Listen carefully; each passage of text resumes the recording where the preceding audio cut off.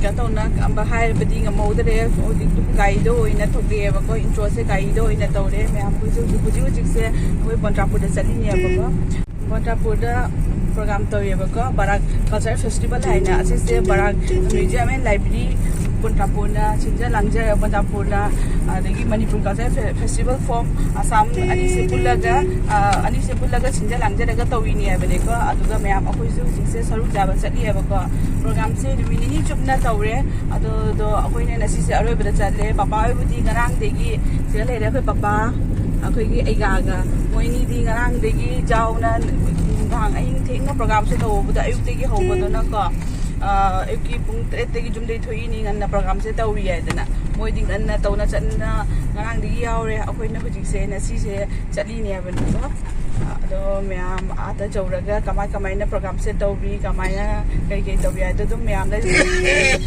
ꯌꯦꯡꯍꯟꯖꯔꯛꯀꯦꯕꯀꯣ ꯑꯗꯣ ꯌꯦꯡꯃꯤꯟꯅꯁꯤ ꯃꯈꯥ ꯇꯥꯅ ꯑꯃꯨꯛ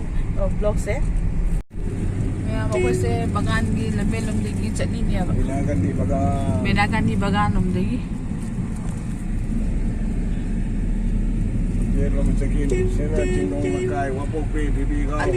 ꯑꯣ 시계로 순아기 그나 하위다.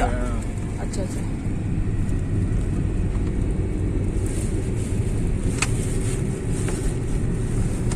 मैं होजी कोई से बंट्रापुर जाऊँ बराक म्यूजियम की कोई सिगेगी तौरगा जमीनी सही है ये चिंता तो नहीं ना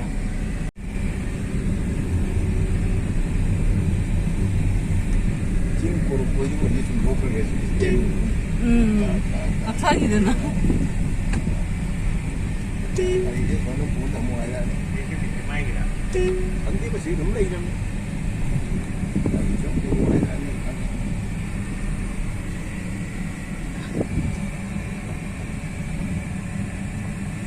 मैम ऐसे हुजी बोटापुर यौरे अदो हुजी प्रोग्राम फम दे यौरे अदो मैम दो दुम चरके के कमाई तो ये ना हाइबदो हुजी मी सिंसे मैम पर मसु लापा होनरे अदो दुम करी क्या तो ये ना हाइबदो दुम चरके मैम से लेरे Barak cultural festival organised by Barak museum and library Bontrapur Bontrapur Kasai Assam and Manipuri Cultural Forum Assam amani se pulaga tawbani ko na sai se mamang da hijar rabani da myam pa hoji hujik se siga leinari da myam siga gi manu siga program se tawdini ba myam pa hoji mi badi kitang wali ka tawda ba ado myam pa mag se kena tawi ado myam da inu ching mana myam hanigi mamang da asiga keno museum le da mado ko ado siga sangana siga hongdo khare सिगी कनो सेगा ma'am संगाना होंदोखरे द ma'am द दुमै share तौजरके दुगी संगाबी कनो तो बदी चंगा हो ला औद्री ने को दुगी लाइसे नि सिगा लेरे पुसै सिंगो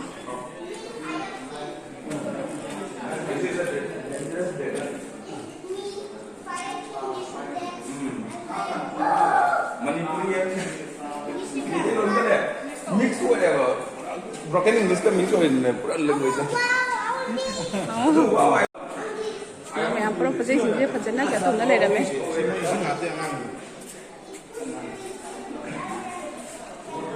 से मनुष्य से को सुपर मग ले रहे मैं पचना तो ना था ना मम्मी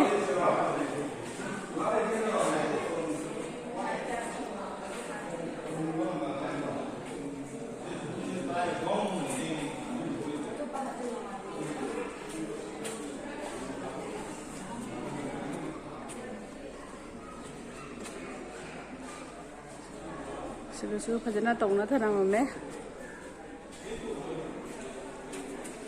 यहाँ पर भी यंगारी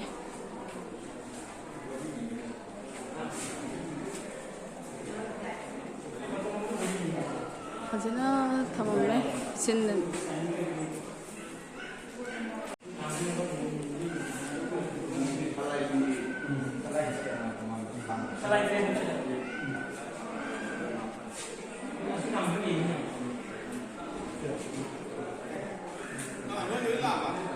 मैम सिगा चाना बेगी पसे मैम रोली चाबिना से पुष्का ले रे सिंजू लोयरबा सिंजू तौबरा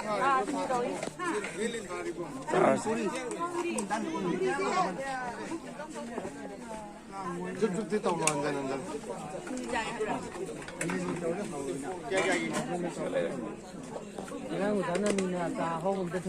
ꯆꯥꯅꯕꯒꯤ ꯀꯩꯀꯩ ꯄꯣꯠꯁꯦ ꯃꯌꯥꯝꯁꯨ ꯐꯝꯃꯤ ꯁ꯭ꯇꯣꯜ ꯃꯌꯥꯝ ꯐꯝꯃꯤ ꯃꯌꯥꯝ ꯁꯤꯡꯖꯨ ꯆꯥꯒꯦ ꯇꯧꯔꯤ ꯑꯩꯈꯣꯏ ꯍꯧꯖꯤꯛ ꯁꯤꯡꯖꯨ ꯆꯥꯒꯦ ꯇꯧꯏ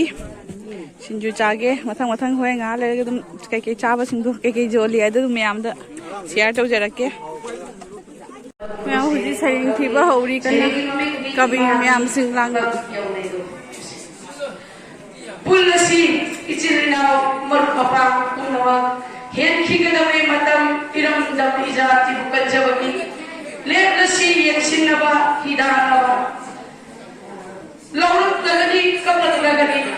ꯃꯤꯠꯂꯨ ꯄꯤꯔꯥꯡꯒ ꯏꯔꯣꯏꯅꯅ ꯃꯩꯇꯩ ꯄꯣꯛꯄꯤ ꯏꯃꯥꯅ ꯏꯆꯥ ꯁꯥ ꯏꯃꯥꯒꯤ ꯈꯨꯏꯗꯧꯔꯤ ꯏꯆꯥ ꯁꯥ ꯏꯃꯥꯒꯤ ꯈꯨꯏꯗꯧꯔꯤ ꯃꯌꯥꯝ ꯑꯩꯈꯣꯏ ꯍꯧꯖꯤꯛ ꯆꯥꯛ ꯆꯥꯕꯒꯤ ꯆꯪꯉꯤ ꯃꯌꯥꯝ ꯄꯨꯂꯞ ꯆꯥꯛ ꯆꯥꯅꯔꯤ ꯃꯅꯤꯡꯗ ꯄꯄꯥ ꯍꯣꯏꯁꯨ ꯐꯝꯅ ꯆꯥꯛ ꯆꯥꯔꯤ mẹ ăn có không nó cho này không mẹ ice me hay anh đi con coco cola đâu tôi mẹ ông gì sẽ cha đi tôi lấy cái thỉnh cái gì hả chị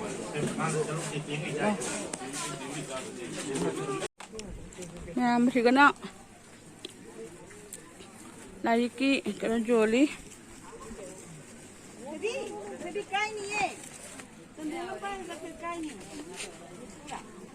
chị có chú phi luôn phải dăm rồi đấy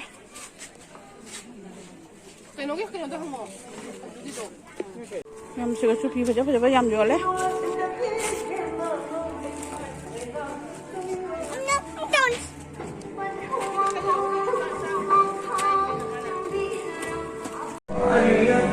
cái phi phải dăm lấy đấy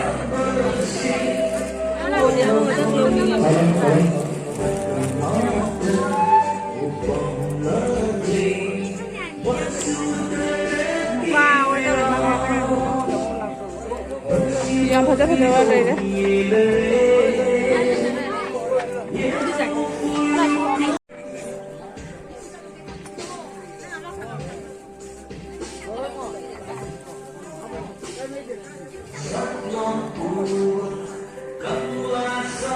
hijab merah vodki kena su masu siga kya tau rame leirame nói là lạt và mấy cái là lại cái gì đây là lạt gì mà lạt nhé không cái gì cái là nắm cái vật gì bộ sáng đi dengan cái mana lu jimu jimu ni ke sisi lu ni Mèo, đi phan đi là có ra tuần tham gia Crispy đi sama nanti dua orang adu trap aduna mini sering meyam khomja laga ai top meyam di mahau tunga ba bi rogra art je aduna adu ma mini yemba mina tor ba pon yam dai na sum tor ga sum chala boi di ma du craft to ye craft ai tor ko adu ki craft meyam do sina raja mini ye pani sina duni ye pani sina du ye pani oza tu je bihai ni ye pani oza tu ye pani ulap chije mana ba su se mai sei lor ye pani na ulap pun thunje bo posam do adu craft of boy ado craft mayam se preserve to na ka to man ye mayam se mang da na ki da ta masma ma thamjal se moi se matam khuni mokte hingal le se makha ta to le se na hai na same policy do adu kari ko ke culture na natra kalimi am se na se culture sina isai aduna apu kano to rini aduna culture se kamai na hai ge bu culture ro posak se sabut tabu khunayam da culture ko ko song am de culture is the product of the civilization da hai civilization no ko ko mane culture sabkhat pan culture ko to eba aduna culture je sabkhat bagi ko to bani na mana ko to posak se kaino isai phajaba lila phajaba lai phajaba wari phajaba yum phajaba adu phajaba ki phajaba atne eba maduna mioi ba khuna nungai ba atne eba mioi ba ki sabkhat ma ma ko to ne ba nupi ga ta nupi se mami mathan ma ko to culture na tro nupi yung ta lesabi yung tholi ni pa kanora imai tholi ni itai men tholi ni ibo ban tholi ni ibien thoen tholi ni masi culture de ki tholok ne नुपाई ममिंग तोंगा तोंगा थोरेबा इतई Hariba इकुबो Hariba अदगी इयाम्बा Hariba इबुंग Hariba पुनमक सिंगि culture ने अदुना मसिक पोसे ओ Moina स्वाइ तोंगने न man वाइ तांग सांग मथम कुदुना लाइबा लिकलम अदुबो पेना culture Hari तोया culture दुगी मनुंग यावने बा museum है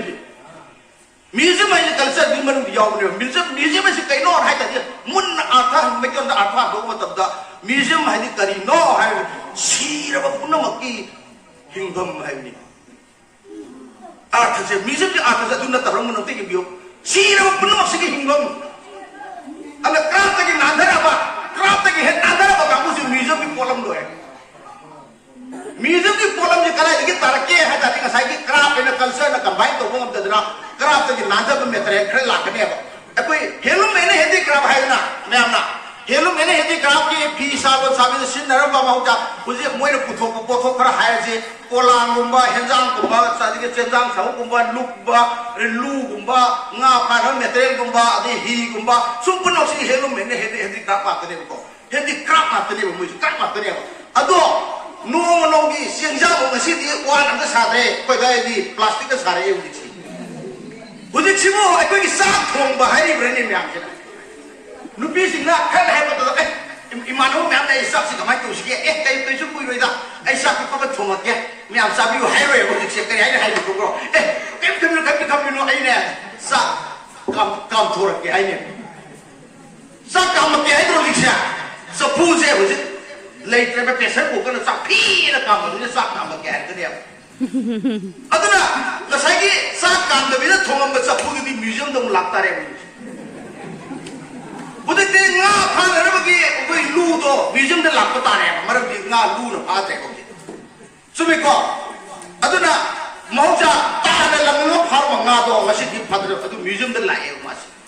madu kari gi namatta ai ni upai leitre me pya sin na bidre craft ki banung da chan bangam dre aduna ai su de cry le de gi ha gi na noi mi se kayam koi ni hingam mage na koi kyam sakhat lagi hai go ai mon praman do ni ai ma phom le adu cry do museum de le jaram ki अदु संग्री ने सब कोन ना तै जात में हम लेई बा भी ना तै जात में हम लेई बा फजबा कोइ न तो पुन मक्सी से राजु नि से संगे में पुन मक्सी करी गिनो हागत ता ऐ से सीधी सीरे अदु ऐ हिंगन गे हिंगने लेके मन ऐ हिंगदे से कइनो है पता ऐ मन मार्कार मन न को ने से टेस्टिंग तोरो कार्बन टेस्टिंग तोरो ऐ सही क्या सोचे से येंगो मदु दगी मक्ता ऐ म्यूजियम की साइंस ने ले रबनी लाइब्रेरी साइंस ने ले रबनी लाइस के हम कोइ हिंगबो ngम दे के है साइंस तो ले रे को सही क्या सुने तो थाई कोई ले रे लाइब्रेरी जो ले रे करो सु ले रे अदु न पुन मक्सी से या मरु में पोसक ने कोई की सभ्यता से कया या न सलम मगे मैं मैतै न थौना फै है जुबो लान न पा न पुन सिन बर की थांग अनि की ममिंग खंगरो ता अनि की ममिंग खंगरो खंगरो दिन ने करो ले कर हाय न हाय मतलब दरा जुनी था ता पुत्र को ने ता नि सलेरी यु थांग पुत्र को ने बा बड़ा म्यूजियम ना कोई सभ्यता से वांकला तो ने अदुना दे बड़ा म्यूजियम तरा तरा लेबिया दे बड़ा म्यूजियम से लिंकन न होना बदा सखन न होना द स्टडी है न बेटर लागन होना बदा ए कोई किदम के तांग ले ए कोई में से जन का नते हाय का मता से लोइस दगे प्रो पथा से चौमा है प्रोग्राम से का मणिपुरी से म्याम मणिपुरी ला पैसे Ministry of India की Culture Department मणिपुरी लांपा का तरी मुझे प्रोग्राम से का सरुक जाबा ला इने बने का मोदी दी क्या तो उधरी तो हुजे होए nga tak ले गदी तो अदो तुम म्याम की whole structure से का नाम तो के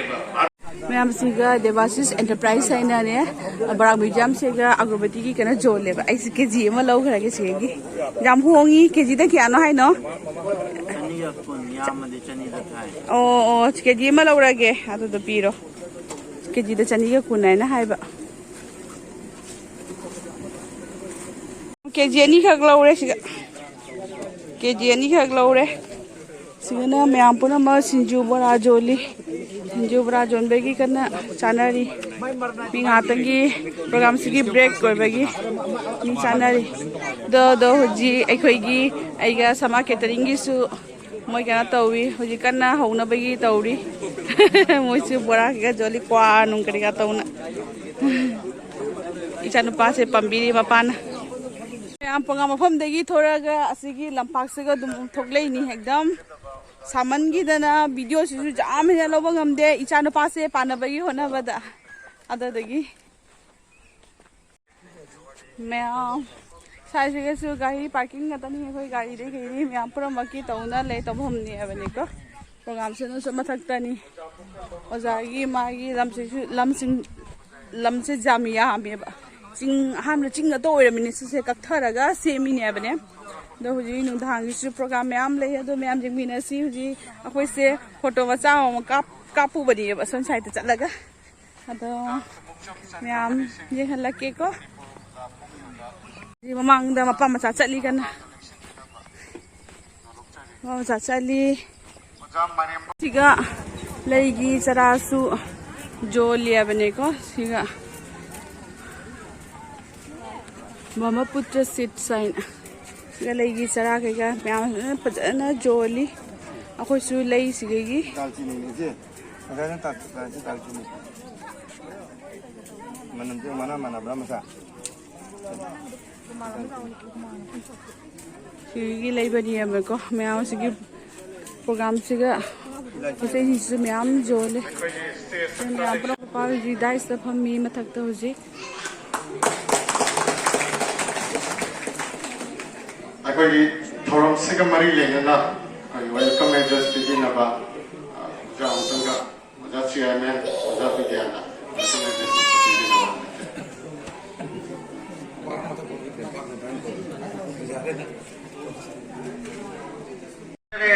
असम की प्रेसिडेंट मिंगोइना पल्लबदा एनजी मधुचंद्र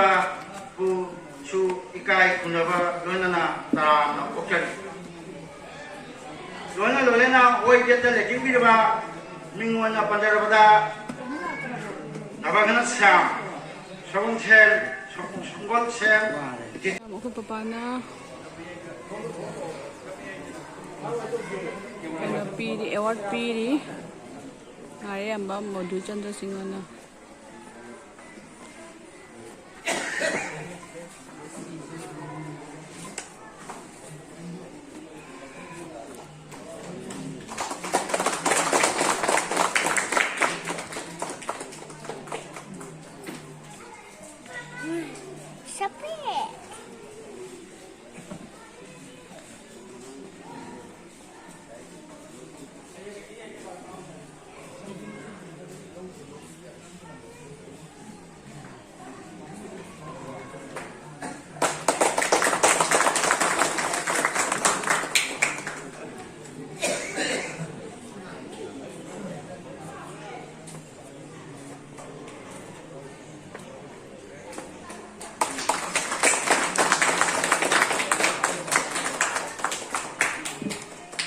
하가처리 여자 보험난다 당신 되나봐 그치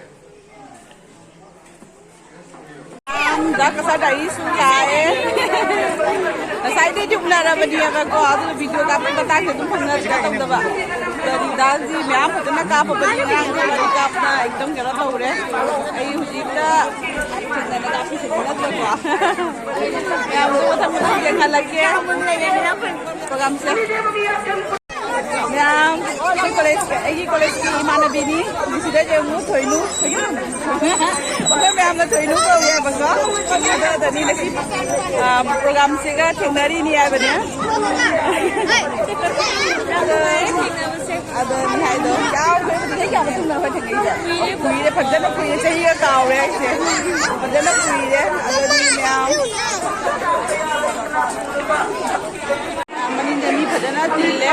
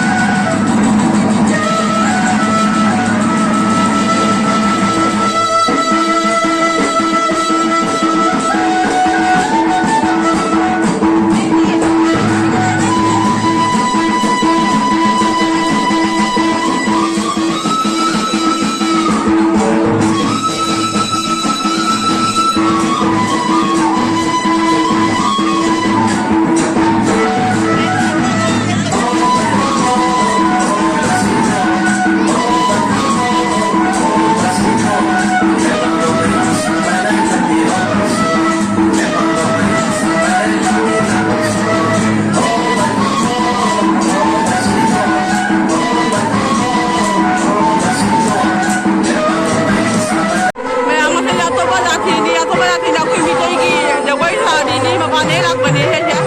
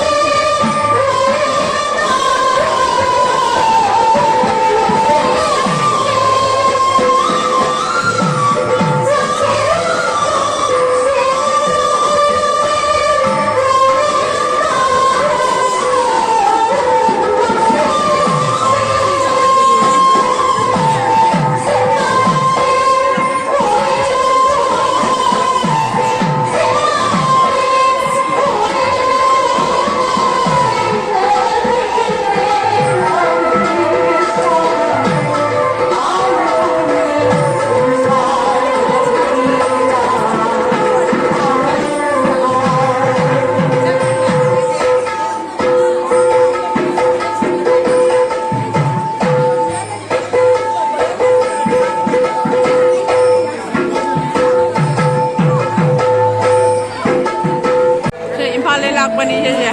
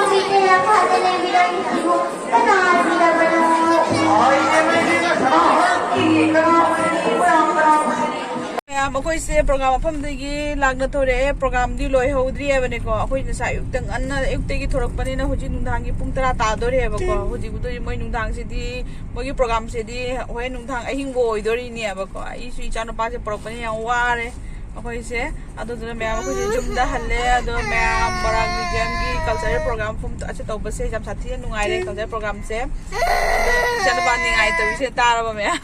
ꯑꯗꯨꯗꯤ ꯃꯌꯥꯝ ꯚꯤꯗꯤꯑꯣꯁꯦ ꯃꯇꯥꯡ ꯑꯁꯤ ꯁꯨꯝ ꯂꯣꯏꯁꯤꯜꯂꯒꯦ ꯃꯌꯥꯝ ꯅꯨꯡꯁꯤꯕꯤꯗ ꯑꯩꯒꯤ ꯆꯦꯅꯦꯜꯁꯤꯕꯨ ꯂꯥꯏꯛ ꯁꯕꯁꯀ꯭ꯔꯥꯏꯕ ꯁꯦꯌꯔ ꯇꯧꯕꯤꯔꯝꯃꯨ ꯃꯌꯥꯝ ꯀꯃꯦꯟꯇꯁꯨ ꯑꯗꯨꯝ ꯍꯥꯏꯕꯤꯔꯝꯃꯨ ꯅꯨꯡꯉꯥꯏꯇꯦ ꯑꯗꯣ ꯃꯌꯥꯝ ꯊꯝꯖꯔꯒꯦꯀꯣ ꯕꯥꯏ ꯕꯥꯏ